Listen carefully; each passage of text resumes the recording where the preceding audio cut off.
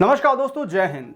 Waste Bengal में एक passenger train को गुड्स ट्रेन ने टक्कर मार दी है और ये घटना है नियर जलपुरी स्टेशन जो पड़ता है सिलीगुड़ी कॉरिडोर में। सिलीगुड़ी कॉरिडोर भारत का एक वीक और बड़ा ही नैरो पॉइंट है और अगर आपको इस एक्सीडेंट की मैं तस्वीरें दिखाने लगूं तो आप इन तस्वीरों को देख के अंदाजा लगाइए ये कितना सीवियर ट्रेन एक्सीडेंट है। ये घटना है सुबह 9 बजे की। आज है 17 जून 2024 और शाम को 7 बजे मैं ये वीडियो बनाने लग रहा हूं और इस समय तक 15 लोगों की मौत हो चुकी है और 60 से ज्यादा लोग सीवियर इंजर हैं। डिटेल से डिस्कस करते हैं इस पूरे टॉपिक को। अगर आप नए हो तो प्लीज सब्सक्राइब करिए और ऐसी इंफॉर्मेटिव वीडियोस को प्लीज शेयर कर दीजिएगा।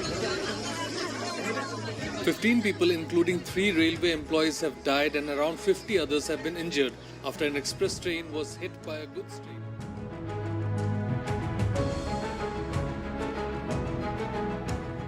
कंचनजंगा एक्सप्रेस एक रेगुलर पैसेंजर ट्रेन है जो हफ्ते में 4 दिन अगरतला के सिलदल से सियादल वेस्ट बंगाल के बीच में चलती है। चाहे व्यापार हो या ट्रैवलिंग, आसपास के लोग इस अकेली ट्रेन के ऊपर बहुत ज्यादा डिपेंडेंट है। जिस जगह ये एक्सीडेंट हुआ वो है सिलीगुड़ी कॉरिडोर, एक छोटा सा नैरो एरिया, और इसी वजह से कई ट्रेनों को कैंसिल करना पड़ा है। लेकिन ये सारा इकोनॉमी लॉस एक तरफ है, लेकिन जिन लोगों ने अपनी जान गंवाई उनको भावपूर्ण श्रद्धांजलि।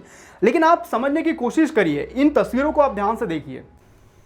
बताया जा रहा है कि गुड्स ट्रेन ने पैसेंजर ट्रेन को पीछे से टक्कर मार दी और उस वजह से जो सबसे पहले कॉलिजन हुआ ना वो इस डब्बे के साथ में हुआ। और ये डब्बा आपको जो हवा में उड़ता हुआ दिख रहा है ना, पैसेंजर ट्रेन का डब्बा है।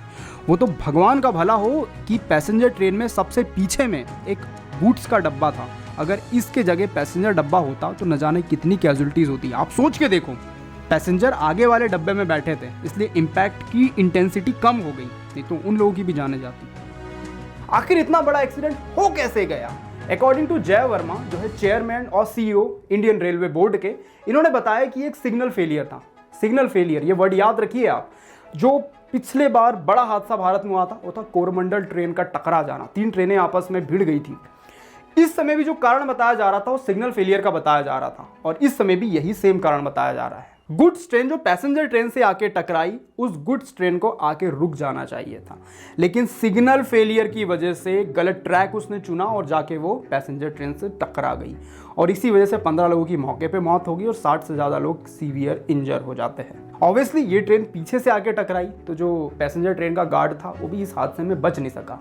1 करोड़ से ज्यादा लोग 14,000 से ज्यादा ट्रेनों का उपयोग डेली भारत में करते हैं। भारतीय रेलवे दुनिया के सबसे बड़े रेल नेटवर्कों में से एक है। 64,000 किलोमीटर लंबी रेल लाइन को इंडियन रेलवे मेंटेन करता है। हम समझ सकते हैं इतना बड़ा रेल नेटवर्क को मैनेज करना बड़ा मुश्किल का काम है, बहुत पैसा भी इसमें खर्च होता है। लेकिन सबसे इंपॉर्टेंट बात, हम 21वीं सदी में जी रहे हैं जहां हमारे पास दुनिया की बेहतरीन टेक्नोलॉजी है। इंडिया टैलेंट के मामले में दुनिया को बीट कर रहा है, लेकिन फिर भी इतने ट्रेन एक्सीडेंट भारत में क्यों देखने को मिल रहे हैं? अगर आप इनके कारणों को एनालिसिस करने बैठोगे ना तो एक बहुत बड़ी लिस्ट निकलेगी। इसमें से सबसे टॉप पॉइंट में अगर आप देखोगे ना तो वो देखोगे आप मैनेजमेंट, और दूसरा है ट्रेन लेबर की कमी। इंडियन रेलवे वैकेंसी ही नहीं निकाल रहा भैया। पिछले 5-5, 7-7 सालों से इंडियन रेलवे की वैकेंसियां रुकी हुई है।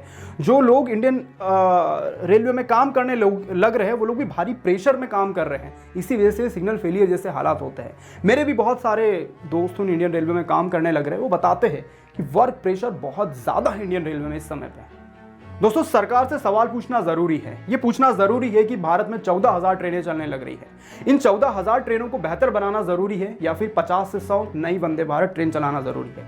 क्या रेलवे ट्रैक्स को मेंटेन करना जरूरी है या प्लेटफॉर्म स्टेशन को बेहतर बनाना जरूरी है या फिर बुलेट ट्रेन लाके कर्जा लेके और दिखावा करना जरूरी है? ये प्रश्न आपको एज अ जनता पूछना पड़ेगा, नहीं तो आपकी जान की कीमत भी 10 लाख रुपए लगाई जाएगी और अगर आप सीवियर इंजर हो गए तो 5 लाख रुपए आपको दे दिए जाएंगे और कम इंजर हुए तो 50,000 रुपए दे दिए जाएंगे। आपको पूछना पड़ेगा, आपको करना कुछ नहीं है, आपको सिर्फ सवाल पूछना है अपने पसंदीदा लीडर से।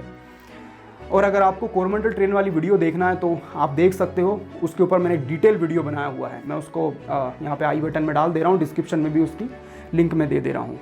वीडियो देखने के लिए आपका बहुत बहुत धन्यवाद। जय हिंद, वंदे मातरम।